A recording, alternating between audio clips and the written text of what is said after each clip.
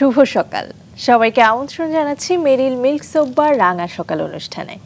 সুন্দর একটি দিনের প্রত্যাশা নিয়ে পুরো অনুষ্ঠান জুড়ে আপনাদের সাথে থাকছি আমি জেরিন এবং আছি আমি মাসুক। শুভ সকাল আমার তরফ থেকেও। প্রিয় দর্শক, সুন্দর সকালে আবারও আপনাদের সামনে হাজির হয়ে গিয়েছি এবং সাথে আছে জেরিন। জেরিন, শুভ সকাল। মাসুক, শুভ সকাল। কেমন আছো? মন কেমন আছে?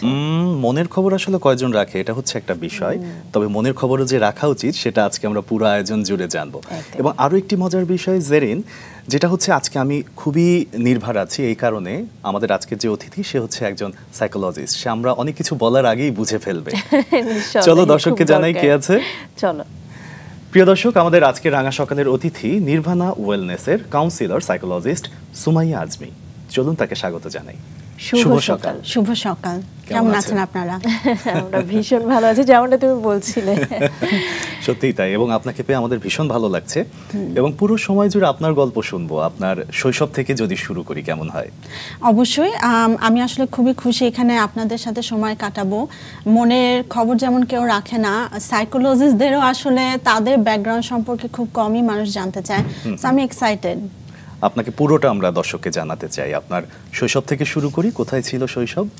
আমার শৈশব আসলে ঢাকাতেই হয়েছে, বাট আমি যেটা বলবো যে তখন তো ইন্টারনেটের যুগ ছিল না, মোবাইলের যুগ ছিল না। সো আমার শৈশবকালটা না আসলে এখন চিন্তা করলে মনে হয় অনেক ডিফারেন্ট ছিল। সেই সাথে মনে হয় মানসিক শান্তিরও ছিল, সেই সাথে খেলাধুলা, চঞ্চলতা সবকিছু মিলিয়ে ছিল। অন্যরকম একটা ঢাকা অনেক অনেক। তখন ঢাকা এত মানুষ ছিল না, আবাসিক এলাকাগুলোতে সবাই খুব মিলেমিশে থাকতো। তো আমরা খেলাধুলা প্রায়ই করতাম। সব দিক থেকে না আসলে একটা সিকিউরিটি ছিল এবং মেন্টাল হেলথের মানসিক যে একটা ভালো লাগা, সেটা মনে হয় আমি অনেকখানি পেয়েছি। এই যে মেন্টাল হেলথের কথা বলছেন, এটা কি বড় হয়ে আপনি বুঝলেন যে আপনি সেই সময় মেন্টালি খুব পিস ছিলেন বা ভালো ছিলেন? আসলে আমি এখন যদি ঘুরে দেখি, আগে তো তখন বোঝার মতো সেই সক্ষমতাটা ছিল না, ম্যাচুরিটি ছিল না। কিন্তু এখন আমি যখন ক্লায়েন্টদের চাইল্ডহুড নিয়ে কথাবার্তা বলি, স্পেশালি যারা অনেক ইয়াং, আমি তখন আসলে তুলনা করে বুঝতে পারি যে আমাদের সময়ের চাইল্ডহুডটা আমাদের কি ধরনের ইম্প্যাক্ট এখনকার সময়ে ফেলেছে। সো ডেফিনেটলি আমি বলবো যে শৈশবকালটা অনেক ইম্পর্টেন্ট। ওই সময় স্টেবিলিটি দেখাটা, মানুষের মধ্যে একত্ববোধ দেখাটা, আসলে রেসপন্সিবিলিটি দেখাটা অনেক বড় একটা প্রভাব ফেলে। খুব সুন্দর একটি কথা বলেছেন, তাই না? নিঃসন্দেহে ছোটবেলাটাই আসলে বড় বেলার একটা প্রতিফলন দেখায়। আর আপনার জন্ম ঢাকায় বলছিলেন, ঢাকার ঠিক কোথায় ছিল? লালমাটিয়াতে। আচ্ছা, আমি জন্ম থেকে ওখানেই। ও দারুণ। আপনার বাবা খুব সম্ভবত, আমরা যতদূর জানি, যে প্রফেসর ছিলেন। হ্যাঁ, উনি একজন প্রফেসর এবং ডাক্তার। আচ্ছা, তিনি কোথায় কর্মরত ছিলেন? উনি বিএমআরসির ডাইরেক্টর হিসেবে বহুদিন যাবৎ ছিলেন। তিনি ড্যাফোডিল ইউনিভার্সিটিতেও, আপনার স্টেট ইউনিভার্সিটিতেও প্রফেসর হিসেবে ছিলেন। সো আমার বাবা আসলে রিসার্চ কাজেও ছিলেন, সেই সাথে একজন শিক্ষক হিসেবেও ছিলেন। আচ্ছা আচ্ছা, দারুণ। আর আপনার মায়ের সম্পর্কে যদি জানতে চাই? আমার মা একজন গৃহিণী ছিলেন, বাট আমি ওনাকে অনেক বেশি ম্যানেজমেন্ট এবং নিজেকে ঠান্ডা রেখে সবকিছু ম্যানেজ করতে দেখেছি। তো আমার অনেক সময় মনে হয় যে উনি বড় একজন এক্সিকিউটিভ ছিলেন আমাদের বাসায়। নিঃসন্দেহে প্রত্যেকটা মাই আসলে এমন, তাই না মাসুক? সত্যিই তাই, এবং মা আসলে একটা শীতল অনুভূতি। এক্স্যাক্টলি, সাপোর্টের সবকিছুর একটা সাপোর্ট। ম্যাম, আপনার সম্পর্কে কিছু তথ্য আছে আমাদের কাছে, দর্শককে জানাতে চাই। জি জি, শিওর। প্রিয় দর্শক, সুমাইয়া আজমি একজন কাউন্সিলর সাইকোলজিস্ট, ওয়েলনেস কোচ এবং কর্পোরেট ট্রেনার, যিনি ঢাকা বিশ্ববিদ্যালয়ের মনোবিজ্ঞান বিভাগ থেকে শিক্ষামূলক এবং কাউন্সেলিং মনোবিজ্ঞানে স্নাতকোত্তর ডিগ্রি অর্জন করেছেন। দীর্ঘ 1 দশকের বেশি সময় ধরে তিনি মানসিক স্বাস্থ্য, কাউন্সেলিং এবং ওয়েলনেস ট্রেনিংয়ে কাজ করছেন। তার প্রতিষ্ঠিত মানসিক স্বাস্থ্য সেবাদাতা প্রতিষ্ঠান নির্ভানা ওয়েলনেস অফ হোলনেস আজ অনেকের কাছে ভরসার নাম। বর্তমানে তিনি আমেরিকান ক্লাব ঢাকাতে ইএপি কাউন্সিলর সাইকোলজিস্ট হিসেবে দায়িত্ব পালন করছেন এবং এর আগে Scholastica, PHWC, IUB, Placid Harbour School এবং মায়ার সহ বিভিন্ন প্রতিষ্ঠানে কাজ করেছেন। কর্মজীবনে তিনি CBT, client centre therapy, eclectic therapy এবং পারিবারিক থেরাপিতে বিশেষ দক্ষতা অর্জন করেছেন। পাশাপাশি ডিইউএমইউএনএ, ইএমকে সেন্টার এবং টেডেক্স প্রোগ্রামের মতো স্বেচ্ছাসেবী সংগঠনের সাথে যুক্ত থেকে মানবিক এবং সাংস্কৃতিক কাজে সক্রিয় ভূমিকা রেখেছেন। বিভিন্ন সার্টিফিকেশনের মাধ্যমে তিনি life coaching, reiki, family therapy, mindfulness এবং জরুরি সহায়তা সেবায় সমৃদ্ধ হয়েছেন। তাকে খানিকটা জানলাম, পুরোটা জানতে চাই, ফিরে যাচ্ছি তার কাছে। আসলে অনেক সমৃদ্ধ জীবন, সেই জীবনের দিকে আমরা যাব, কিন্তু এই যে সমৃদ্ধ বা সফল মানুষটার শৈশবে আরো কিছুক্ষণ থাকতে চাই, ভাই বোনের কথা শুনতে চাই। আমার বড় বোন, আমি হচ্ছে মেঝো এবং আমার ছোট ভাই আছে। আচ্ছা, বড় বোন মানে আপনারা হচ্ছে 2 বোন 1 ভাই? জি। চমৎকার, মানে কম্বিনেশনটা খুব সুন্দর। মানে ভাই যদি কোনো কারণে কোনো কিছু করে, বোনকে সাপোর্ট হিসেবে পাওয়া যায়। সম্পর্ক কি এমনই ছিল? ওয়েল, আপনারা মিডল চাইল্ড সিনড্রোম সম্পর্কে জেনেছেন নাকি আমি জানি না। সো মিডল চাইল্ডদের আই গেস সবসময় একটা আমি কারো থেকে বড় এবং কারো থেকে ছোট, ওই একটা দোটানায় থাকতে হয়। আমাদের ক্যারেক্টারিস্টিক্সও আসলে একটু ডিফারেন্ট হয়। সম্পর্কগুলো যেভাবে বলবো যে যখন ইন্টারনেট ছিল না, কারেন্ট চলে যেত, আমরা সবাই মিলে যে একসাথে হতাম, আমরা যে বোর্ড গেমগুলো খেলতাম, আমরা একজনের আরেকজনের কি হচ্ছে লাইফে ওটা যে জানার একটা সুযোগ ছিল, সেটা আসলেই আমাদের কাছে এখনো সম্পর্কটা, যদিও এই যে ডিভাইসের কারণে এখন একটু ডিস্ট্রাক্টেড, বাট আমি বলবো যে এখনো সমৃদ্ধ অনেক দিক থেকে। ডিভাইসের কারণে ডিস্ট্রাক্টেড বলছেন, কিন্তু একই সাথে আমরা কিন্তু দেখতে পাচ্ছি যে ডিভাইসের কারণে আমরা অনেক কাছেও থাকতে পারছি কোনোভাবে। এটাও সমানভাবে সত্যি, কিন্তু আমরা যদি এত কাছে না থাকতাম তাহলে হয়তো আমাদের কাছে থাকার কোয়ালিটিটা বেড়ে যেত। লেটস সে আমরা যখন একটা মেসেজ করছি 1 মিনিটের জন্য, তাকে অ্যাটেন্ড করা হচ্ছে 1 মিনিটের জন্য, কিন্তু আমরা যদি 1 সপ্তাহ 2 সপ্তাহ পরে যখন একসাথে হচ্ছি, তখন কিন্তু ওই যে তাকে পাওয়ার যে মানে আকাঙ্ক্ষাটা ছিল এবং সময়টাও কিন্তু খুব ভালো কাটে। আমি বলবো যে দূর দূরান্তের সম্পর্কের জন্য হয়তোবা ডিভাইসগুলো অনেক ভালো, কিন্তু কাছের কোয়ালিটি টাইম যদি আমরা বলি, তাহলে আমার কাছে অলওয়েজই মনে হয় যে সামনাসামনি যোগাযোগটা আমাদের আগে অনেক বেটার ছিল। একদমই আপনার চোখ থেকে দেখার জন্যই আসলে আপনাকে প্রশ্নটা করা হয়েছিল। আপনি বলছিলেন যে কোয়ালিটি টাইম, শৈশবের কোয়ালিটি টাইম আপনি কোন দিনগুলোকে বলবেন বা কোন কাজগুলোকে বলবেন?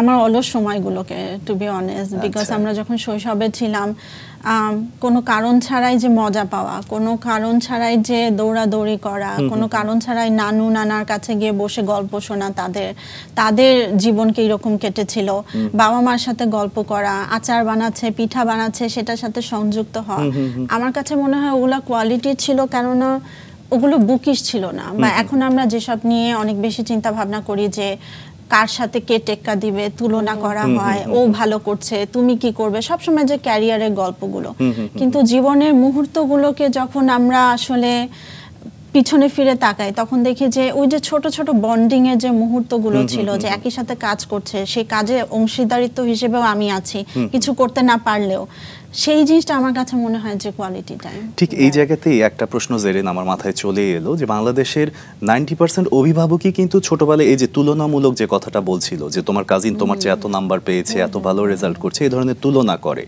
ম্যাম, আপনার জায়গা থেকে মানসিক স্বাস্থ্যের জন্য শিশুর এই বিষয়টাই শুনতে চাইবো, যে এই জিনিসটা আসলে কতখানি ঠিক বা বেঠিক। আমি নিজের অভিজ্ঞতা থেকে যদি বলি, যে আমি জানি যে আমার বাবা মা আমাদের 3 জনকে সমানভাবেই ভালোবাসার চেষ্টা করেছেন, কিন্তু আমাদের মন তখন এত বেশি কোমল থাকে যে আমরা কিন্তু পার্থক্য করতে পারি না যে কোনটা আমাকে সিরিয়াসলি বলা হচ্ছে এবং কোনটা জাস্ট আমাকে বলা হচ্ছে কথায় কথায়। তো একটা বাচ্চা যদি তুলনা শুনে, তার মধ্যে ভালো আরো করার প্রবণতা বাড়তে পারে, কিন্তু সে যদি কন্টিনিউয়াসলি সবার কাছে তুলনাটা শুনতে থাকে, তাহলে কিন্তু তার নিজের মনের অজান্তেই ওর মনে হবে আমি ভালো না, এত কষ্ট করে লাভ নেই, ডিমোটিভেটেড হয় এবং একটা অ্যাকসেপ্টেন্সও চলে আসে, আমি মনে হয় কখনো এত ভালো হব না, সো দরকারও নাই। আবার অনেকে ওই জিনিসটাকে আনহেলদি প্রতিযোগিতায় নিয়ে যায়, যে না আমাকে সবকিছুতেই ভালো হতে হবে। তো ওই জায়গাটা আমি বলবো যে সবকিছুই ভালো, কিন্তু ব্যালেন্স ছাড়া ভালো না। যখন অতিরিক্ত এক কথা বারবার চলে আসছে, তখন কিন্তু আমাদের বুঝতে হবে বড় হইলেও ওটা আমাদের সাবকনশিয়াসলি আনকনশিয়াসলি মনে গেঁথে যাবে। তো ছোটবেলার কথা তো অবশ্যই, তাহলে অনেক বেশি, যেহেতু ওরা কোমল থাকে, ওরা তখন মানুষের ইনফরমেশনগুলো, মানুষ তাকে কি ওপিনিয়ন দিচ্ছে ওর সম্পর্কে, তার ধারণাগুলাই কিন্তু ওর সত্যি মনে হয়, কেন ওর নিজের তখন নিজের সম্পর্কে কোনো ধারণা নাই। তো আমার মনে হয় যে ছোটবেলায় আমরা কাদের আত্মীয় স্বজনরা কাদের সাথে এক্সপোজার করাচ্ছি, বা আমরা নিজেরা কি ধরনের কথা বলছি, এটা খুবই গুরুত্বপূর্ণ। ওর কথাই কিন্তু ওর একটা ছোট দুনিয়া গড়ে ওঠে। ছোটবেলার গড়ে ওঠাটা আসলে অনেক বেশি ইম্পর্টেন্ট। আপনার বেড়ে ওঠা বা আপনি গড়ে উঠেছেন যদি জানতে চাই, তাহলে একদম শুরুতে পড়াশোনাটা কোথা থেকে শুরু করেছিলেন? আমি অক্সফোর্ড ইন্টারন্যাশনাল স্কুলে ছিলাম, তারপরে আসলে আমি বেশি দিন ছিলাম না, আমি প্রিপারেটরি গার্লস স্কুলে শিফট করি, ওখানে আমার এসএসসি দেওয়া হয়, দেন আমি হলি ক্রস কলেজে ছিলাম, অ্যান্ড এরপরে ঢাকা ইউনিভার্সিটিতে ভর্তি হয়েছি। বাহ, সবগুলো আসলে সমৃদ্ধ স্কুলে পড়াশোনা বা কলেজ ভার্সিটিতে পড়াশোনা করেছেন। আপনার কলেজ এবং ভার্সিটির লাইফে যাব একটু স্কুলে থাকতে চাই, যে ফার্স্ট অক্সফোর্ডে, তাই তো? জি। এটাও আপনার ধানমন্ডিতে খুব সম্ভবত আপনার বাসার পাশেই ছিল। ভাগ্যিস, না হলে অনেক সকালে উঠতে হতো। ঢাকার স্কুলে যেটা হয় একদম সকালে মর্নিং শিফট থাকে। সো কেমন ছিল আসলে সেই সময় স্কুলের যাত্রা? অক্সফোর্ডের যাত্রা আসলে আমার ভাষা মনে আছে, কিন্তু আমার যে জিনিসটা মনে আছে সেটা হচ্ছে যে অক্সফোর্ডে তুলনাটাও আমি দেখেছি স্কুলে। ছোট বাচ্চা একদম নার্সারিতেও যদি আমি বলি 1, 2, ওই সময় টিচারদের কিছু টিচার আমাদের অনেক ফেভারিট ছিল, আর কিছু টিচার আসলে আমাদের মনে একটু দাগই কেটে গেছে যে আচ্ছা ঠিক আছে, আমি কি এত হার্শলি জাজড হওয়ার মতো কিছু করেছিলাম নাকি। আমার মনে হয় যে ভালো খারাপ দুটো থাকলেই একটা জাজমেন্ট ব্যালেন্সে থাকে, আমরা বুঝতে পারি যে ঠিক আছে ভালোটাও আছে খারাপটাও আছে। শুধুমাত্র ভালো থাকলেও যেমন একটা আমাদের মনে হয় ইলিউশনের মতো আমাদের প্রত্যাশা অনেক বেড়ে যায়, শুধু খারাপটা থাকলেও আমরা শুধু নেগেটিভ দেখি। মানে আমরা মানে একদমই শর্ট করে এটা বলতে পারি যে শাসন করার অধিকার তারই আছে যে ভালোবাসে। এক্স্যাক্টলি, যে না আমরা যখন বুঝবো যে সে শাসন করছে কারণ আমার ভালো চাই এবং বেশিরভাগ সময় ভালো বলছে, তখন কিন্তু আর নেগেটিভ ইফেক্টটা পড়ে না। তো অক্সফোর্ডে আমার ভাষা আছে, বাট যা আছে ভালোই আছে আমি বলবো, যেহেতু আমি নিজেও বাচ্চাকালে টিচার খেলতাম, তো ওনাদেরকে দেখে অনুকরণ করতাম প্রবাবলি। সো হ্যাঁ, খারাপ না। কতদিন পড়াশোনা করেছেন আর কোন ক্লাস পর্যন্ত? আই থিংক আমি ক্লাস 2 পর্যন্ত ছিলাম, ক্লাস 3 থেকে আমি মোহাম্মদপুর প্রিপারেটরিতে ছিলেন। স্কুলে আপনি স্কলাস্টিকায় খুব সম্ভবত মোহাম্মদপুর প্রিপারেটরিতে আসলেন। নতুন একটা স্কুল, একটা পরিবর্তন, নতুন বন্ধু হওয়ার সম্ভাবনা, এই সম্ভাবনা নিয়ে শুনতে চাই কেমন? আসলে আমিও একটু ভয় ছিলাম যেহেতু ক্লাস 3 থেকে শুরু করেছি, কিন্তু আমার প্রিপারেটরির অনেকগুলো স্মৃতি আছে যেটা আসলে খুব পজিটিভ ছিল। ওখানে আমার বেস্ট ফ্রেন্ডরা যাদের সাথে এখনো আমার কম বেশি যোগাযোগ আছে, আমার ফেসবুকে আছে, বা আমি অনেক সময় ওদেরকে আমার বোনের মতোই বলি।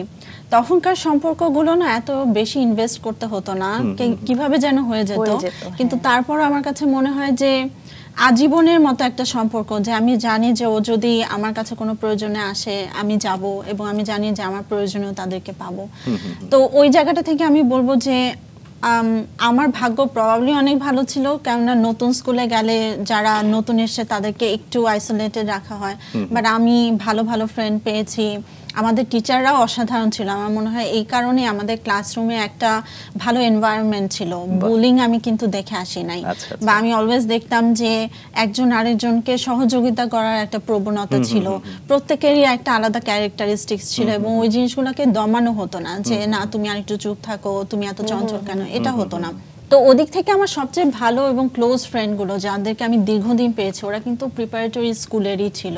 স্কুলের ফ্রেন্ডশিপটাই না সবচেয়ে স্ট্রং থাকে সারা জীবন থেকে, এবং কোনো চেষ্টা ছাড়া। আমার যেটা ভালো লাগে যে এখন এত ফ্রেন্ড করার চেষ্টা করি কিন্তু তাদের মতো হয় না, কিন্তু ন্যাচারালি ওদের মধ্যে আমাদের যে সাময়িকতার মধ্যে মনে হয় যে সেম মেন্টালিটির একটা কালচার গড়ে তুলে। অ্যান্ড যদি টিচাররা গাইড করার মতো থাকে, এনভায়রনমেন্টটা ভালো থাকে, আমার মনে হয় যে ভালো ফ্রেন্ড করা আসলে ডিফিকাল্ট না। সত্যি তাই। এবং একই সাথে আপনাকে আমরা যেটা জেনেছি যে আপনি ভীষণ অন্তর্মুখী স্বভাবের, কিন্তু আপনি ভীষণ স্পোর্টি ছিলেন। কি খেলাধুলা করা হতো? আমি আসলে অনেক চঞ্চল ছিলাম, আমার কাছে চঞ্চলতা ভালো লাগতো, কথা বলতাম না, কিন্তু আমার কাছে আসলে খেলাধুলাটা একটা এক্সপ্রেশন ছিল, বা আমি যে কোনো একটা সবার সাথে গ্রুপে খেলছি ওটা আমার কাছে অনেক ভালো লাগতো। তো আমি হ্যান্ডবল খেলার মতো সুযোগ পেয়েছি প্রিপারেটরিতে। ব্যাডমিন্টন ছিল প্রবাবলি, আমাদের ওখানে আরো কুচকাওয়াজ হতো বা ফিজিক্যাল অ্যাক্টিভিটিস হতো, ওগুলাতে আমাদের অংশগ্রহণ করতে হতো, কিন্তু আমি খুব আগ্রহ নিয়ে ওই কাজগুলো করেছি আমার যতদূর মনে থাকে। সো হ্যাঁ, হ্যান্ডবলটা প্রবাবলি আমার বেশি খেলা হয়েছে স্কুলে। কলেজে আমি আরেকটু স্পোর্টি হওয়ার সুযোগ পেয়েছি, আমরা হ্যান্ডবলের মতো খেলাও ওখানে হলিক্রসের সুযোগ ছিল। বাস্কেটবল খেলেছি, হ্যান্ডবল খেলেছি, বেসবল খেলেছি, তারপরে আমাদের বিভিন্ন সাংস্কৃতিক অনুষ্ঠানেও আমরা পার্টিসিপেট করেছি। ওখানেও আমাদের কুচকাওয়াজের মতো ছিল, আমাদের ওখানে একসাথে রিপ্লে করতে হতো। তো হ্যাঁ, দারুণ লেগেছে ওই সময়গুলো আসলে। দারুণ, এই জিনিসগুলো না ভীষণ দারুণ। কারণ হয় কি কুচকাওয়াজ বা যেই জিনিসটা আমরা হয় যে 16ই ডিসেম্বর এবং 21শে ফেব্রুয়ারিতে আমরা করে থাকি, হোলি ক্রসে আপনার কলেজ জীবন ছিল এবং হোলি ক্রস সম্পর্কে আমরা সবাই যতদূর জানি যে এখানে শিক্ষাটা আসলে অন্যরকম, এবং এখানে 2 বছর যে শিক্ষাটা দেয়া হয় এটা আজীবন সেখানে যে স্টুডেন্ট যারা থাকে তাদের মনে গেঁথে যায়, বা অন্যান্য জায়গা থেকে সম্পূর্ণই তাদের সাইকোলজিক্যাল বিষয় বলেন বা দর্শনগুলো পুরো আলাদা হয়ে থাকে। আপনার জীবনে সেটা কেমন প্রভাব ছিল? অনেক বড় একটা প্রভাব ছিল, কেননা হলি ক্রস কলেজ থেকে আসলে আমি আমার নিজের মধ্যে একটা পরিবর্তন দেখতে পাই। যেহেতু এটা সিস্টাররা ছিলেন এবং ওনারা খুব শক্ত ডিসিপ্লিন এবং শক্ত ভ্যালুজ আমাদেরকে শিক্ষা দিতেন। তো প্রথমে ঢুকে আমাদেরকে আসলে অনেক ভয় পাওয়ানো হতো যে হলি ক্রসের মতো যাচ্ছ, আমাকে দেখে স্পেশালি যেহেতু আমি চঞ্চল ছিলাম যে তুমি ওখানে আসলে অ্যাডজাস্ট করতে পারবে নাকি। তো ঢোকার পরে আমি উনাদেরকে দেখে এত অনুপ্রাণিত হতাম যে উনারা এত ডেডিকেটেড, এত ডিসিপ্লিন। অবশ্যই ওনারা অনেক শাসনও করতেন, অনেক কিছু আমাদের ভালো লাগতো না, কিন্তু আমার মনে হয় কি যে ওনারা এটাই আমাদেরকে শিক্ষা দিয়েছিল যে ভালো কিছু হওয়ার জন্য কিছু খারাপ জিনিসও বর্জন করতে হয়, করা জিনিসও আমাদেরকে মেনে নিতে হবে, যে আমার ভালো লাগবে না কিন্তু এটা পরবর্তীতে আমাকে ভালো ফল দিবে। তো হলি ক্রস থেকে আসলে ওই জিনিসটাই শিখেছি যে কিভাবে আরো ইন্টিগ্রিটি নিয়ে কাজ করতে হয়, যে আমি যেই কাজই করি না কেন এটার একটা রেসপন্সিবিলিটি আমার থাকবে। আমি এটা যদি না জানি এটা আমার দায়িত্ব জানা, আমি যদি না পারি এটা আমার দায়িত্ব, আমি আয়ত্ত করতে পারছি নাকি। তো সবাইকে যখন দেখতাম যে সবাই ইন্টিগ্রিটি নিয়ে বা অনেস্টি নিয়ে, অথেন্টিসিটি নিয়ে কাজ করছে, তখন আসলে আমিও অনুপ্রাণিত হতাম যে এত সুন্দর সুন্দর উদাহরণ, এত সুন্দর একটা জিনিস আউটকাম হিসেবে আসে যখন সবাই তাদের বেস্টটা দেয়। ওই জিনিসগুলো আসলেই আমি আমার হলি ক্রস কলেজ থেকে শিখেছি। আচ্ছা, এই শেখা থেকেই কি আসলে স্বেচ্ছাসেবক হিসেবে কাজ করার যে হলি ইচ্ছাটা ক্রস ছিল? অবশ্যই আমাদেরকে স্বেচ্ছাসেবক হিসেবে কাজ করার জন্য অনেক অনুপ্রাণিত করত। আর যেটা আমি বলেছি, আমার মনে হয় যে প্রিপারেটরি স্কুল এবং হলি ক্রসে একটা জিনিস আমি দেখতাম যে টিচাররা কিভাবে উদ্বুদ্ধ করে যে সবসময় তুমি সেন্টারে না, তোমার আশেপাশেও দুনিয়া আছে, হ্যাঁ টিম ওয়ার্ক আছে, বা তুমি অন্য মানুষকে যদি ভালো করো এটা তোমার দিকেই আসবে। তখন আসলে যত না শুনতাম যে তোমার রেজাল্ট ভালো করা লাগবে, অবশ্যই এটা ইম্পর্টেন্ট ছিল, তার থেকেও বেশি শুনতাম কি যে তোমার ভালো মানুষ হওয়া লাগবে, তোমাকে যেন দেখে মানুষ মনে করে যে হ্যাঁ মানে ও খারাপ উদাহরণ না। তো এই জিনিসটা যখন স্কুল থেকে কলেজ পর্যন্ত আসলে আমি পেয়েছি এবং আমার যে ফ্রেন্ড সার্কেলরা ছিল আলহামদুলিল্লাহ, তো সবার কাছে যখন এই জিনিসগুলো ইম্পর্টেন্ট দেখতাম যে না আমার আচার ব্যবহার হচ্ছে আমার চরিত্র, আমার চরিত্র আমার লেখাপড়ার থেকেও ইম্পর্টেন্ট, তো ওই জিনিসটা না ধারণ করতে অনেক বেশি ইজি হয়েছিল। খুব সুন্দর একটি কথা বলেছে, আসলে খুব দারুণ একটা বিষয়। এটা যদি বাংলাদেশের সব জায়গায় এই চর্চাটা হয় তাহলে হয়তো আমরা আরো অনেক দূরে এগিয়ে যাব।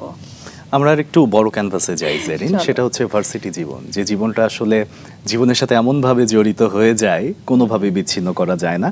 আপনি ঢাকা ইউনিভার্সিটিতে পড়লেন, কিন্তু ঢাকা ইউনিভার্সিটিতে পড়ার ক্ষেত্রে যেটা হয় যে প্রস্তুতি বা সাবজেক্ট সিলেকশন সবকিছু মিলিয়ে নিজের মধ্যে একটা অন্যরকম চাপ থাকে, কম্পিটিশনও থাকে অনেক। সেই জায়গাগুলো একটু শুনি আমরা।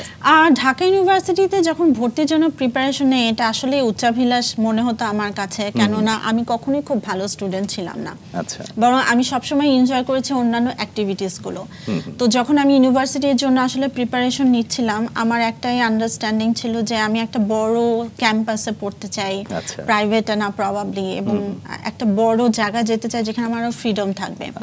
তো ছোটবেলা থেকে আমার স্বাধীন চেতা এবং স্বাধীনতা অনেক বেশি ভালো লাগতো।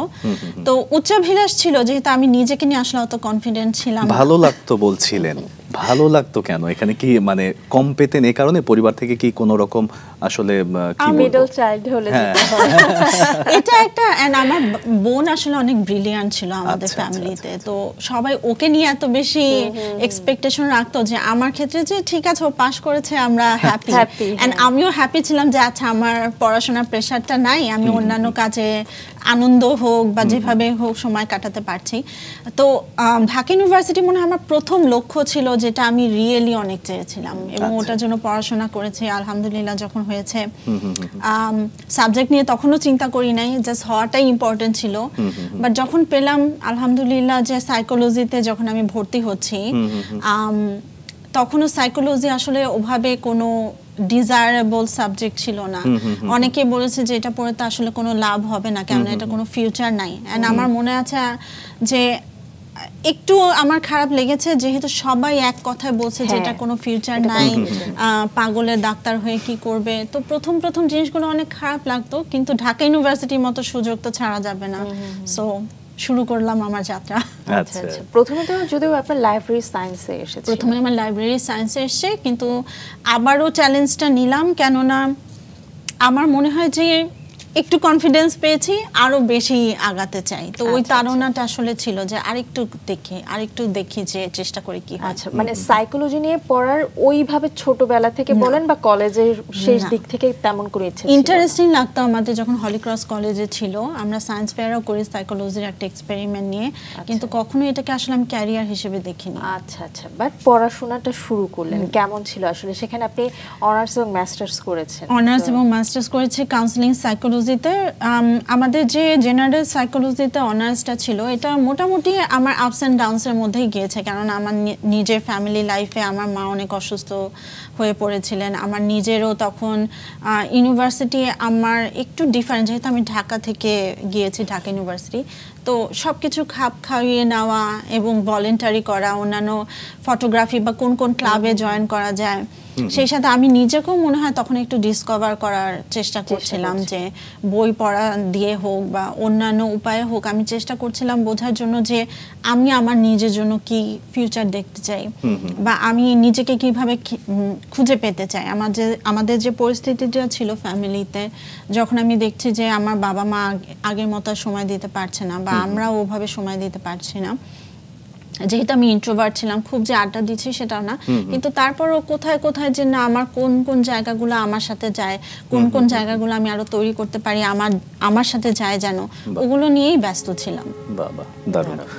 এই যে নিজেকে তৈরি করার ব্যাপারটা বলছিলেন, শৈশব কৈশোর বা আপনি যৌবনের যে সময়টায় এখন আছেন, সেই সময়টায় আসলে নিজেকে তৈরি করার ক্ষেত্রে কোন কোন বিষয়গুলো মাথায় রাখা উচিত প্রত্যেকের ওই বয়সটায়? তখন আমার এটা মাথায় আসে নাই, টু বি অনেস্ট। আমি জাস্ট চেষ্টা করছিলাম যে আমার সামনে কি কি রিসোর্সেস অ্যাভেলেবল আছে।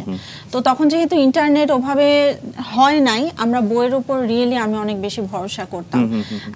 এখন আমার আন্ডারস্ট্যান্ডিংটা এরকম ছিল যে গল্পের বই পড়লেও আমি একটা মন মানসিকতা পাচ্ছি, কিন্তু সেই সাথে আমি যদি নিজেকে ডেভেলপ করার মতো জায়গাটার বইগুলো পড়তে পারি, তাহলে আমি নিজেকে ডেভেলপ করতে পারছি। তো আমার মনে হয় যে ওখান থেকে শুরু, যেখানে আমি আরো জানতে চেয়েছি, আরো বুঝতে চেয়েছি কোনটা আমার সাথে যায়।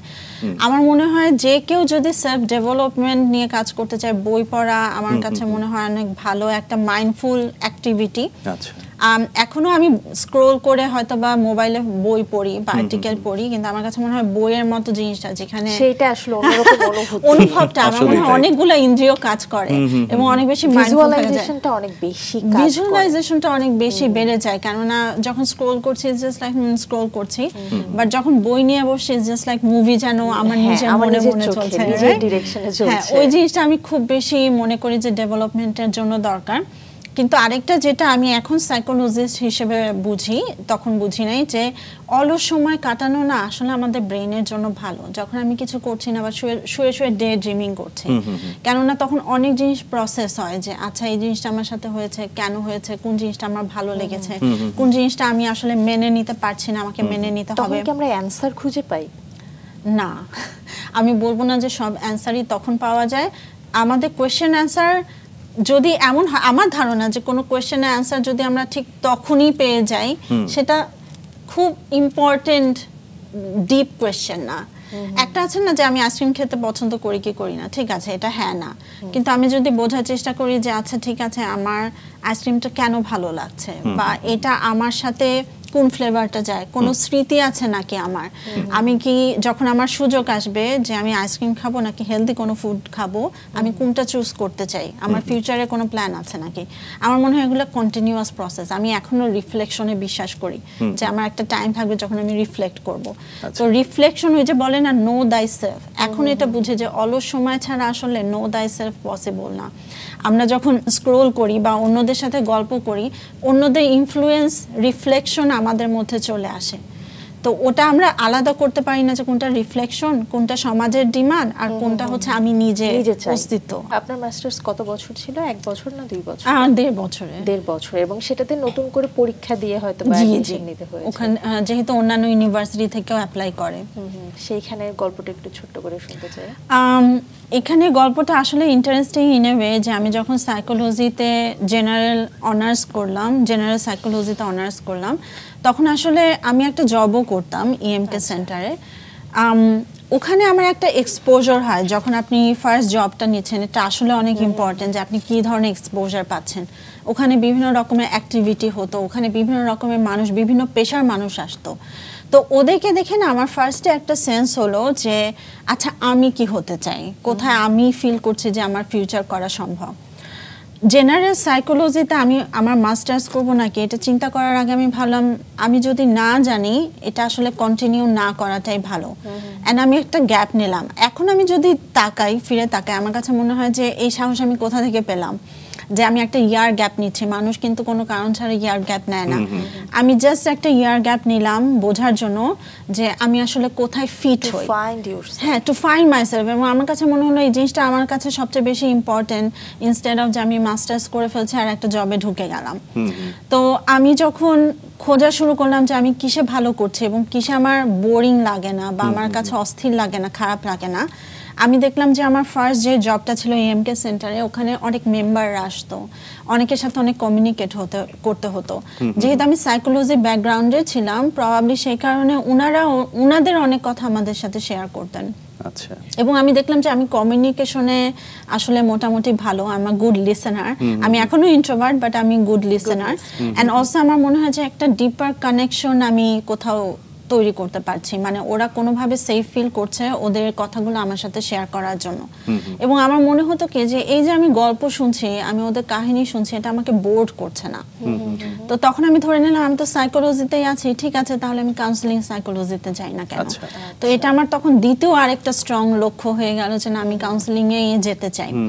পরীক্ষা দিলাম, আলহামদুলিল্লাহ আমি টিকলামও, আমার কাউন্সিলিং সাইকোলজির যাত্রা শুরু হলো। এবং আমি মনে হয় লাইফে কোনো কিছুকে এত সিরিয়াসলি নেই নাই যত না আমি কাউন্সিলিং সাইকোলজিকে সিরিয়াসলি নিয়েছি। তো তখন থেকে আসলে আর পিছনে ফিরে দেখা হয় নাই, কেননা আমি এখনো পড়ি, এখনো আমি চেষ্টা করি ডেভেলপমেন্টের জায়গাটা, এখনো আমি আমার ক্লায়েন্টকে যখন শুনি কিউরিওসিটি নিয়েই শুনি।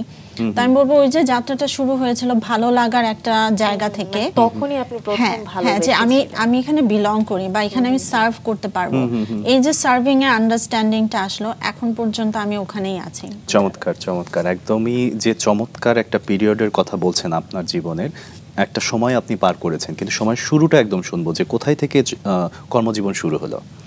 সো ইএমকে সেন্টার আমার ফার্স্ট যেখানে আমি কর্মজীবন শুরু করি আমার আসলে অনার্সের পরপরই, ওটা আমাকে অনেক হেল্প করেছে বিকজ ওখানে যিনি ছিলেন আমাদের বস উনি যেমন অনেক ফ্রেন্ডলি ছিলেন, সেই সাথে এনভায়রনমেন্টটা আমার কাছে মনে হয় ফার্স্ট জব হিসেবে আমার একটা ইম্প্যাক্ট ফেলেছে যে কী ধরনের ব্যবহার করা উচিত, কী ধরনের কমিটমেন্ট রাখা উচিত।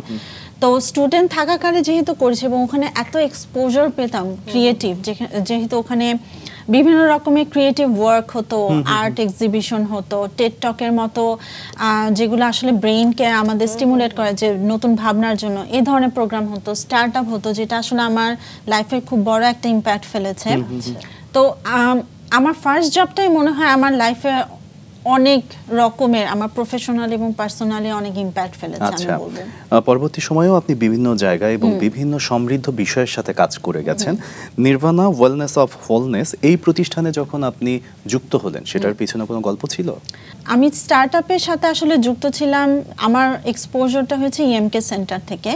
আমি আসলে তখন চেষ্টা করেছিলাম যে বিজনেস কোনো আইডিয়াস নিয়ে আমি কাজ করতে পারি নাকি, কিন্তু আমার মনে হয় কি যে বিজনেস নিয়ে যখন আমি কাজ করতে যাচ্ছি, আমাদের সবাই স্বপ্ন দেখে যে আমি বিজনেস করে রাতারাতি বড় হয়ে যাব। আমার কাছে মনে হয় যে ওই জিনিসটা আমাকেও একটু আকৃষ্ট করেছিল যে আচ্ছা ঠিক আছে এত পড়াশোনা করে 9 to 5 জব না করে আমি বিজনেস করতে পারি নাকি। কিন্তু এটা রিস্কের কথা কিন্তু কেউ বলছিল না যে কত বেশি খাটতে হয়, প্রথমে স্টার্টআপটা কত বেশি চ্যালেঞ্জিং হয়, অ্যান্ড অ্যাজ অ্যান ইন্ট্রোভার্ট এটা খুবই ডিফিকাল্ট বিকজ নেটওয়ার্কিংটা তখন অনেক বেশি ইম্পর্টেন্ট। আমার মনে আছে একজন ছিলেন স্টার্টআপে যিনি আমাকে বললেন যে দেখো তুমি পড়াশোনায় মনোযোগ দাও, স্টার্টআপের কথা সবাই বলে কিন্তু এটা বাইরের খবরটাও অত মানুষ বলে না যে চ্যালেঞ্জটা কোথায় এবং কত দূর তুমি যেতে পারবে। আমি কথাটা সিরিয়াসলি নিয়েছিলাম এবং আমি আমার মনোনিবেশ আবারও মনোবিজ্ঞানে মানে কাউন্সেলিংয়ে আমি করেই যাচ্ছি। আচ্ছা, দেন যেটা হলো যে আমার জবে করার ক্ষেত্রে এবং আমার এক্সপেরিয়েন্স থেকে আমি কিছু জিনিস আমার নিজের মাথাতেই আসা শুরু করলো। আচ্ছা, এবং যেহেতু আমি অনেক ধরনের বইও পড়ছি, করতে করতে একটা সময় আমি যখন কাজ করছিলাম না ওই সময়টা একটা কম্পিটিশন হয়, গ্লোবাল স্টার্টআপ উইমেন ঢাকা। আচ্ছা, যেহেতু আমি স্টার্টআপ কমিউনিটির সাথে ছিলাম আমি ওই নিউজটা দেখতে পাই, কিন্তু আমি না একেবারে শিওর ছিলাম না যে আমি পার্টিসিপেট করব নাকি। আমার মনে আছে লাস্ট ডেটেও আমাকে মিনহাজ ভাই উনি বলেছিলেন যে আচ্ছা ঠিক আছে তুমি কি এখানে অংশগ্রহণ করতে চাও নাকি। তো আমি ভেবে দেখলাম কি যে আমার মাথায় একটা আইডিয়া তো প্রায় কাজ করে, এটা আমি পিচ করে দেখব নাকি। আর সাইকোলজির ক্ষেত্রেও যে পিচ আইডিয়া পিচ করা যায় এরকম কিন্তু খুব একটু রেয়ার। সো আমি চান্সটা নিলাম, যেহেতু একদম আমার মাথায় ছিল আইডিয়াসটা, এটা কোনোভাবে এটাকে স্ট্রাকচার আনা যায় নাকি আমি জানতাম না। তো আমার আন্ডারস্ট্যান্ডিংটা ছিল যে আমরা মনের যত্ন নেওয়ার জন্য আসলে আমাদের শরীর এবং আমাদের সত্তা দুটারই একটা যত্ন দরকার, না হলে আসলে এটা হাফ হার্টেড একটা জিনিস থাকবে। কারণ আমাদের মনের অবস্থাটা আমাদের একটা প্রতিফলন, আমাদের শরীরটা কেমন আছে, আমাদের সত্তাটা কেমন আছে। শরীর সত্তা ভালো না থাকলে মনও ভালো থাকবে না। শরীরের যত্ন তো আমরা জানি, একটু সত্তার যত্নটা একটু হালকা করে শুনে পরবর্তীতে আচ্ছা, সত্তার যত্নটা আমি আসলে সোল হিসেবে বলি, যেমন আমাদের নির্বাণাতে আমরা বলি মাইন্ড বডি সোল ইন্টিগ্রেটেড একটা সার্ভিস। সত্তাটা হচ্ছে কি আমরা যেভাবে যেটাকে ইবাদত মনে করি, আমাদের একটা স্ট্রং বন্ডিং যেটা আমরা দেখি না কিন্তু ফিল করতে পারি। ওটা আমাদের মনুষ্যত্ব হোক, ওটা আমাদের কোনো হবিজ হোক, ওটা আমাদের সৃষ্টিকর্তা যাকে আমরা মনে হয় তার সেবা করা হোক, বা তার জিনিসগুলোকে বিশ্বাস করে সমাজকে দেয়া হোক, ওটাই আমাদের সত্তা। আমার নিজের একটা সত্তা এবং আমার সত্তার সাথে দেন ডিফারেন্ট কোনো একটা সত্তার যে সম্পর্কটা। তো আমার কাছে ওই সোল জার্নিটা হচ্ছে ওই যে রিফ্লেকশনে, আন্ডারস্ট্যান্ডিং এ যে আমি আমার দুনিয়া না, সবার আগে যে আমি ফার্স্ট, আমি আমার, যেটা আপনি স্কুল থেকে শিখেছেন যে আমার সেই জিনিসটা ইমপ্লিমেন্ট করছেন। হ্যাঁ, আমাকেই সবার আগে রাখতে হবে, আমি ইম্পর্টেন্ট, সবচেয়ে আমি ইম্পর্টেন্ট না কেন, এসব নিয়ে ভাবার আগে যে আমি কি দিতে পারছি, কমিউনিটিকে কি সার্ভ করতে পারছি, বা আমি কমিউনিটিকেও না পারি, আমি যে এনভায়রনমেন্টে আছি প্রেজেন্টে আমি কি মানুষের সমস্যা করছি না, তাহলে আমি কি মানুষকে একটু ভালো ফিল করাতে পারছি ছোট ছোট জায়গাগুলোতে, যে আমার সোল কিসে খুশি হয়, কিসে সে ফিল করে যে আমি রাতে যখন ঘুমাচ্ছি আমি একটু শান্তি নিয়ে ঘুমাচ্ছি, আমার কাছে কোনো মনে হচ্ছে না যে আমি নিজেকে ধোঁকা দিচ্ছি। তো ওই জায়গাটা থেকে আমার কাছে মনে হয় যে আমি সত্তা জায়গাটাকেও নিয়ে আসি, যে না আমাদের সত্তাটারও যত্ন নেওয়া দরকার। এবং সত্তার যদি আমরা চিকিৎসার কথা বলি তাহলে শুধু মনোচিকিৎসা না, কাউন্সেলিং না, রেইকি হিলিং বলে যেটা এনার্জি হিলিং, এবং এই কনসেপ্টগুলোই হয়তো বা আপনার সেই স্টার্টআপে আপনি প্রেজেন্ট করেছেন। হ্যাঁ, যে না আমাদের একটাই ভালো লাগার বা ভালো হওয়ার একটাই মাত্র উপায় না থেকে আরো অনেক উপায় আছে, যে যেটা পছন্দ করে। সেই সাথে হচ্ছে মাইন্ড বডি সোল, ওরা যেন তিনটারই একটা যত্নের সুযোগ পায়। ওটা থেকে আসলে আমাদের নির্বাণা যাত্রাটা শুরু। আচ্ছা, এবং সেটা কি সেই যে স্টার্টআপ কম্পিটিশনের কথা বলছিলেন, ফেয়ারের কথা বলছিলেন, সেখানে মানে প্রথম কিভাবে আপনি আপনার কনসেপ্টটা সবার সামনে তুলে আনলেন? সো আমাদের কনসেপ্টটাও ইন্টারেস্টিং ছিল ইন এ ওয়ে, যে আমি ওদেরকে বলছিলাম বাংলাদেশে এন্টারটেইনমেন্টের মতো কোনো জায়গা নাই আসলে। আমাদের বাচ্চারা যে শিখবে সোশ্যাল স্কিলসগুলা বা ওরা যে সফট স্কিলসগুলো শিখবে সেটার কোনো সুযোগ আসলে বাংলাদেশে নাই, রেস্টুরেন্ট আর মুভি দেখা ছাড়া। কিন্তু আসলে এই সময়টাতে যদি আমরা ইনভেস্ট করতে পারি, যেখানে আমরা বুঝতে পারছি যে আমার সত্তাকে আমি কিভাবে আরো বেশি নিউট্রিশন দিতে পারছি, বা আমি আমার নিজের মন মানসিকতাকে কিভাবে অন্যের সাথে যুক্ত করে ভালো রাখতে পারছি, শেয়ারিং এর যে জায়গাটা, যে আসলে আমরা যদি এই ফোনে হুট করে কারোর কাছে আমাদের জীবন কথা শেয়ার করতে চাই এটা কিন্তু সম্ভব না। কিন্তু এই যে কাজের মাধ্যমে, গ্রুপে কাজ করার মাধ্যমে, গ্রুপে কোথাও যাওয়ার মাধ্যমে কিন্তু এটা অনেক বেশি সুযোগটা তৈরি হয়। তো ওই জায়গাগুলো আমি তৈরি করে দিতে চাচ্ছিলাম যেখানে ওরা সুযোগ পাবে একই মন মানসিকতার মানুষগুলো একসাথে এসে বিভিন্ন উপায় এক্সপ্লোর করা, যে আমি কিভাবে বিভিন্নভাবে নিজেকে বিনোদন না, আমি বলবো যে কোয়ালিটি বিনোদন, মানে নিজেকে একটু সময় দেওয়া, নিজেকে সময় দেওয়া। এবং আমি যেটা বলি যে নিজেরকেও একটা নিউট্রিশন, আমাদের মনেরও কিন্তু একটা নিউট্রিশন আছে। আমরা মনে করি যে আমার মনটা খারাপ থাকলে আমার চিকিৎসা নিতে হবে, আসলে তা না। আমার মনকে আমার যথেষ্ট পরিমাণ পুষ্টি দিতে হবে, ভালো জিনিস দিতে হবে, যেন সে আউটপুটটাও ভালো দিতে পারে। এবং নির্ভানাটা কত সালে প্রতিষ্ঠা করেছে? এটা 2019 সালের সেপ্টেম্বরে ছিল। কিন্তু তার আগে তো আপনি আরো বেশ কয়েকটা জায়গায় ছিলেন, মায়াতে ছিলাম, প্লেজ হারবার স্কুলে ছিলাম, পিএসডব্লিউসি তে ছিলাম। সেই গল্পগুলো একটু ছোট্ট করে শুনতে চাই, যে ইএমকে এর পরে কোনটাতে যুক্ত হয়েছিল? ইএমকে এর পরে আমার গ্র্যাজুয়েশনের পরপরই আসলে আমি প্লেজ হারবার ইন্টারন্যাশনাল স্কুলে চলে গিয়েছিলাম। ওটাও একটা অ্যাজ এ কাউন্সিলর। ওটাও আসলে আমার লাইফে ফার্স্ট একদম কাউন্সিলর হিসেবে যাওয়া, যেহেতু মায়া তো অনলাইনে ছিল আর ইএমকে সেন্টারে আমি কাউন্সিলর হিসেবে ছিলাম না। আমার কাছে মনে হয় যে জিনিসটা আমাকে সবচেয়ে বেশি প্রভাবিত করেছে সেটা হচ্ছে যে আমি একদম ওপেন মাইন্ডে গিয়েছিলাম, যে আমি স্কুলের স্টুডেন্টদের হেল্প করতে চাই। জাস্ট আমার একটা ইন্টেনশনই ছিল আমি ওদের হেল্প করতে চাই। এবং আমার যে পরিমাণ অ্যাকসেপ্টেন্স আমি রাখবো মন মানসিকতা নিয়ে গেছিলাম, এই জিনিসটা আমাকে পরবর্তীতে আমার ক্লায়েন্টের সাথে সম্পর্ক তৈরিতে অনেক বেশি সহযোগিতা করেছে। কেননা আমি দেখি কি যে একটা মানুষ যখন ভালনারেবল হয়ে আসে, সে আসলে সবার প্রথমে অ্যাকসেপ্টেন্সটা চায়। অ্যাকসেপ্টেন্স এটা না যে হ্যাঁ আমি অসুস্থ বা হ্যাঁ আপনি অসুস্থ, অ্যাকসেপ্টেন্স যে I am just a human being. আমি যত স্ট্রং থাকি না কেন, দিন শেষে আমি হিউম্যান বিইং।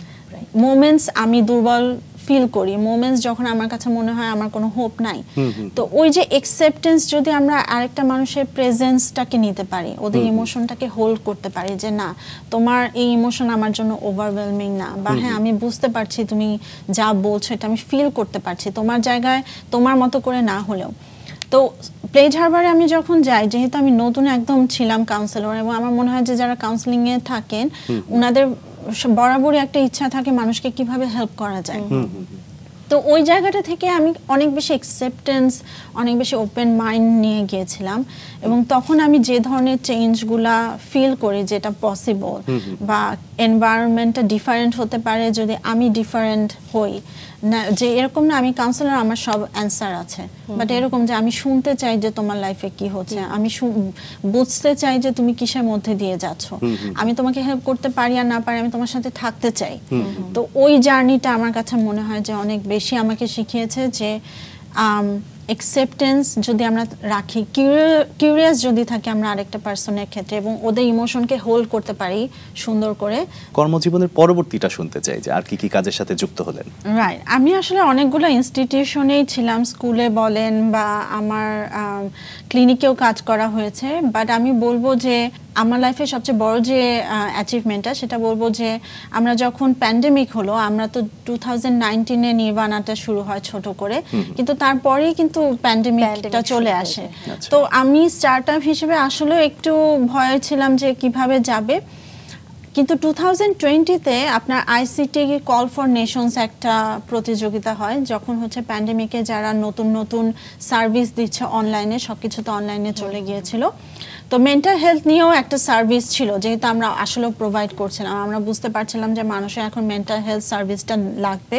এবং এই কম্পিটিশনের আগেই আসলে আমরা শুরু করে দিয়েছিলাম যে আমরা অনলাইনে কিভাবে মানুষকে আরো বেটার সাপোর্ট করতে পারি।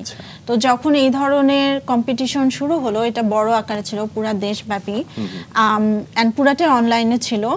আমরা অংশগ্রহণ করি এবং আলহামদুলিল্লাহ ওখানে আপনার 700-এর উপরে আইডিয়া স্পিচ হয়, মাত্র 36 পার্সনরা হচ্ছে মনোনীত হয়, সেখানে নির্বাণা একটা ছিল।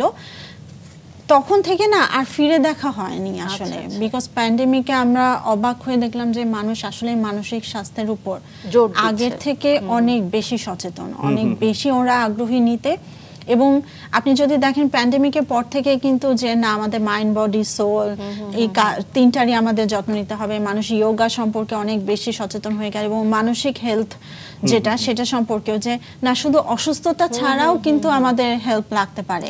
এই যে প্যান্ডেমিকের মতো জিনিসগুলো আমরা দেখছি, কাছের মানুষকে হারানো, জব হারানো, অনিশ্চয়তা, এগুলোও কিন্তু আমাদের মেন্টাল হেলথেরই একটা অংশ। তো ওই ডিসঅর্ডার থেকে আমরাও মনে হয় সরে এসে একটু একটু মানুষকে বলা বলা শুরু করলাম যে না, আপনি হেল্প নিতে পারেন, আপনার মনের স্বাস্থ্য ভালো আছে কি না এটা জানার অধিকার আপনার আছে, যত্নের কর্তব্যটা আপনারই। তো তখন আমরা মেন্টাল হেলথটাকে একদম সম্পূর্ণ লাইফস্টাইলে পরিণত করার চেষ্টা করলাম, যে আপনার ডেইলি লাইফে মেন্টাল হেলথটা কিভাবে প্রিভেন্ট করতে পারেন, কিভাবে ইনস্টেড অফ কিওর করা, যে না আমার এখন তো আর কোনো উপায় নাই। তো অনেকেই আসলে সচেতন হয়ে, কম পার্সেন্টেজ হলেও আছে যে যারা ডেভেলপমেন্টের জন্যই আসে, মানসিক স্বাস্থ্যকে ভালো রাখার জন্যই আসে। আবার অনেকে আসে যে না এটা আসলে ইম্পর্টেন্ট, আমি দেখেছি, আমি শুনেছি, তো এখন আমি চাচ্ছি যে এই সেবাটা নেয়ার। তো তারা আসে। আমি যেটা বলবো যে কাউন্সেলিং করে ক্ষতি হওয়ার প্রবণতা অনেক কম যদি আমরা রাইট কাউন্সেলরের কাছে। আর যদি এমন হয় যে তার প্রফেশনাল ব্যাকগ্রাউন্ড নাই, তখন হয়তো একটা সাজেশনের মতোই শোনাবে।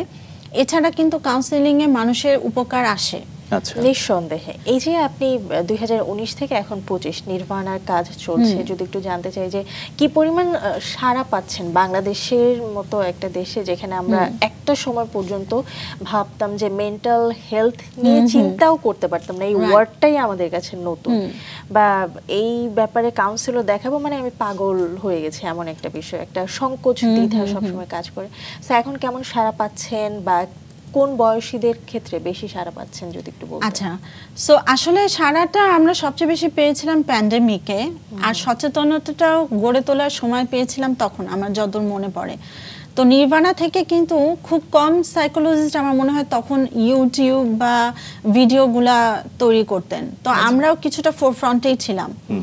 আমরা যখন সচেতন করা শুরু করেছি মানুষকে যে মেন্টাল হেলথ কতটা সিম্পল একটা বিষয় এবং জনগণের বিষয়, এটা ডিসঅর্ডারে নাই, আমার কাছে মনে হয় যে তখন থেকেই কোনো না কোনোভাবে, ইভেন কাপল কাউন্সিলিং বলেন, যে ফ্যামিলির যে কাউন্সিলিং, মানুষ সাড়া দেওয়া শুরু করেছিল, কেননা মানুষ বুঝতে পারছিল যে মেন্টাল হেলথটা কত জরুরি। সেই সাথে হচ্ছে আমরা মানুষকে জানতেও দিয়েছিলাম যে কারা কারা উপকার পেয়ে ওদের ভাষ্যমতে কি। তো আমার মনে হয় এই জিনিসটা অনেক ভালো কাজ করেছিল, যখন আমি মানুষকে জানতে দিচ্ছিলাম যে ক্লায়েন্টরা কি ধরনের উপকার পাচ্ছে। তো তখন থেকে আসলে যে পরিমাণ আমি রিসোর্স নিয়ে শুরু করেছিলাম, আমি যদি চিন্তা করি, আমি বলবো যে সারা না পেলে, মানুষের সাপোর্ট এবং মানুষের হেল্প সিক করার যদি প্রবণতা না থাকতো, এত দূর আসতে পারতাম না। আমাকে হয়তো বা 9 to 5 একটা জব করে দেন কাউন্সেলিং করতে হতো। অ্যান্ড আমার সবচেয়ে যেটা ভালো লাগে যে যতই মার্কেটিং হোক না কেন, একটা ক্লায়েন্ট যে সুবিধাটা পেয়েছে, যে সেবাটা পেয়ে উপকৃত হয়েছে, সে কিন্তু আরেকজনকে পাঠাচ্ছে নিঃসন্দেহে। তো ওই জায়গাটা থেকে যে আমাদের কাছে তারাই আসে যারা জানে যে কি ধরনের হেল্প তারা সিক করছে, ওই সচেতনতাটা। তো আমার কাছে মনে হয় যে সারাটা, যেহেতু অনেক কাউন্সেলিং অর্গানাইজেশন আছে, কিন্তু প্রত্যেকটাই তো প্রত্যেকের জন্য না। ওটা কিন্তু আমাদের দায়িত্ব যে আচ্ছা আমার এই কাছে আমি যাচ্ছি, ওনার থেরাপিগুলো আমার ভালো লাগে, আমি এর কাছে যাচ্ছি, ওনার ব্যাকগ্রাউন্ডটা আমার ভালো লাগছে, ওনার ডিলিংসটা আমার ভালো লাগছে। তো আমি ওদিক থেকে বলবো যে সাড়া পাওয়া যাচ্ছে অবশ্যই। কেউই এত লাউড না এই সেক্টরটা নিয়ে যে হ্যাঁ আমি কাউন্সেলিং করেছিলাম, অনেক লাভ হয়েছে, যেটা আসলে ডক্টরদের ক্ষেত্রে অনেক বেশি হয় যে হ্যাঁ ওই ডক্টর তো অনেক ভালো। মনোরোগটাই আসলে এমন যে এইখানে যে ডক্টররা আছে তাদেরকে বেশি থ্যাঙ্কস দেওয়া উচিত, কারণ তারা নিভৃতে কাজ করে থাকে এবং বেস্ট সাপোর্টটা আমাদেরকে দিয়ে থাকে। থ্যাংক ইউ সো মাচ যে এতদিন ধরে 19 থেকে আপনি কাজ করছেন। একদমই শেষ মুহূর্তে চলে এসেছি, যদি তার আগে দর্শকদের উদ্দেশ্যে আপনার কোনো সাজেশন থাকে? আমার একটাই সাজেশন থাকবে যে আমাদের মেন্টাল হেলথটা আসলে আমাদের জীবনেরই একটা অঙ্গ। আমাদের লাইফস্টাইলকে যদি আমরা ভালো করতে চাই, তো আমার মনে হয় যে মানসিক যে সুস্থতা আছে সেটা আসলে নিশ্চয়তা আমাদেরই নিশ্চিত করতে হবে এবং আমাদেরকে একটু সচেতন হতে হবে। আমি বলি যে রিয়েলাইজেশন থেকে অ্যাওয়ারনেসটা আসে। আমরা যতই অ্যাওয়ার করতে চাই, আমরা যদি রিয়েলাইজ না করি যেটা আমাদের কি ধরনের ইফেক্টটা ফেলছে আমাদের লাইফে, আমরা কিন্তু ওই সেবাটা নিতে যাব না। তো রিয়েলাইজ করার চেষ্টা করি যে কেন আমাদের মানসিক স্বাস্থ্যটা প্রয়োজন আমার জন্য এবং আমি যাদের সাথে ডিল করছি, এবং যদি সুযোগ হয় এবং প্রয়োজন হয় যেন দ্বিধা না বোধ করি। থ্যাংক ইউ, অনেক ধন্যবাদ, ভালো থাকবেন।